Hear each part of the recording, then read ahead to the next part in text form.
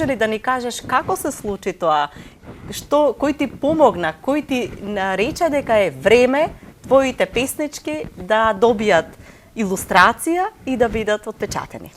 Па јас како мала, пред да саспиам, моите родители секогаш ми читаа книги и јас многу полесно саспивав. Па кога пораснав, добив желба и идеја и јас кога ќе порастам, да читам и да пишувам книги и родителите на малите дечиња да ги читаат. И веќе на 7 годишна возраст мојата мајка ми даде предлог да напишам песна "Ти благодарам маму" за 8 март и јас ја напишав, а на 8 годишна возраст за истата таа песна добив награда второ место. Браво!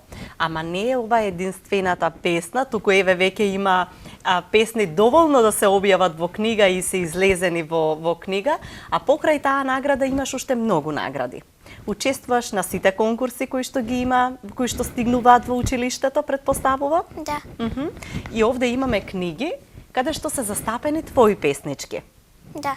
Се сеќаваш некоја, еве ова е Скопјанката Света Мајка Тереза, имаме поетски зборник Поетско Маркукуле од 2023, детски соништа. Се сеќаваш на секоја од нив, кои песни, како одбираш која песна ќе ја испратиш некаде? Ми зависи каква тема ќе има на конкурсот. Тогаш седнуваш да пишуваш, размислуваш? Да. Читаш нешто предходно или?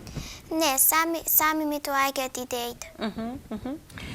Драгана, кога најчесто пишуваш? Дали пишуваш, не знам, еднаш во денот или еднаш неделно? Си имаш ли време кое што го посветуваш на пишувањето? Па најчесто пишувам за викендот, за викендот пишувам по 3 песни или раскази.